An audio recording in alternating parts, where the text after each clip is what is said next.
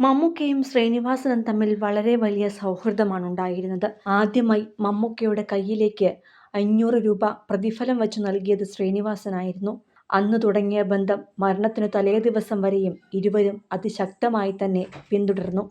അതുകൊണ്ടുതന്നെ ശ്രീനിയുടെ വേർപാടറിഞ്ഞ് മമ്മൂക്ക ആദ്യം തന്നെ വീട്ടിലേക്ക് എത്തുകയായിരുന്നു. സുൽഫത്തിനെയും ഒപ്പം കൂട്ടി. സുൽഫത്തും വിമലയും തമ്മിലും സൗഹൃദമായിരുന്നു ഉണ്ടായിരുന്നത്. പലപ്പോഴും വീട്ടുവളപ്പിൽ കൃഷി ചെയ്യുന്ന പഴങ്ങളും പച്ചക്കറികളുമെല്ലാം മമ്മൂക്കയുടെ വീട്ടിലേക്കും എത്തിച്ചിരുന്നു. പ്രത്യേകിച്ചും പപ്പായ ഏറെ ഇഷ്ടമുള്ള മമ്മൂക്കയ്ക്ക് പല വെറൈറ്റി തരത്തിലുള്ള രുചിയും ഗുണങ്ങളുമുള്ള പപ്പായകളും മറ്റും പരിചയപ്പെടുത്തി നൽകിയത് ശ്രീനിവാസനായിരുന്നു. മമ്മൂക്കയുടെ പുതിയ വീട് പച്ചപ്പിൽ പൊതിഞ്ഞ് നിൽക്കാനുള്ള കാരണം തന്നെയും ശ്രീനിവാസനുമായുള്ള സൗഹൃദമാണ്. പലപ്പോഴും ശ്രീനിവാസന്റെ വീട്ടിലേക്ക് എത്തിയാൽ പറമ്പ് മുഴുവൻ നടന്ന് കൃഷി കാണലായിരുന്നു മമ്മൂക്കയുടെ ഏറ്റവും ഇഷ്ടപ്പെട്ട വിനോദവും. കൃഷിയെ സംബന്ധിച്ചും അങ്ങനെ എന്തെങ്കിലും സംശയങ്ങൾ ഉണ്ടായാൽ ഉടൻ ഫോൺ എടുക്കും, വിളിക്കും. ഒടുവിൽ ശ്രീനിയുടെ മരണമറിഞ്ഞ് മമ്മൂക്ക ആ വീട്ടിലേക്ക് എത്തിയത് ഹൃദയം തകർന്നായിരുന്നു. ശ്രീനിയുടെ മുഖത്തേക്ക് പോലും അദ്ദേഹം നോക്കാതെ മാറി നിൽക്കുകയായിരുന്നു. സുൽഫത്താണ് വിമലയുടെ കൈ പിടിച്ചതും ആശ്വസിപ്പിച്ചതുമെല്ലാം. മമ്മൂക്കയെ കണ്ട് മകൻ വിനീത് ശ്രീനിവാസൻ അരികിലേക്ക് വന്നപ്പോൾ വിനീതിന്റെ തോളിലൊന്ന് കൈവയ്ക്കാൻ മാത്രമേ അദ്ദേഹത്തിന് സാധിച്ചുള്ളൂ. അപ്പോഴേക്കും വിങ്ങി പൊട്ടിപ്പോയ വിനീതിന്റെ മുഖത്തേക്ക് നോക്കിയാൽ താനും നിയന്ത്രണം വിട്ടുപോകും എന്നുള്ളതിനാൽ സുഹൃത്തുക്കൾക്കിടയിലേക്ക് മുഖം തിരിക്കുകയായിരുന്നു അദ്ദേഹം. പിന്നാലെയാണ് സുൽഫത്തിനൊപ്പം അദ്ദേഹം വീട്ടിലേക്ക് തിരിച്ചു പോയത്. എന്നാൽ വീട്ടിൽ പോയിരുന്നിട്ടും ഇരിപ്പുറയ്ക്കാത്ത അവസ്ഥയിലാണ് വീണ്ടും ടൗൺ ഹാളിലേക്ക് തിരിച്ചെത്തിയത്.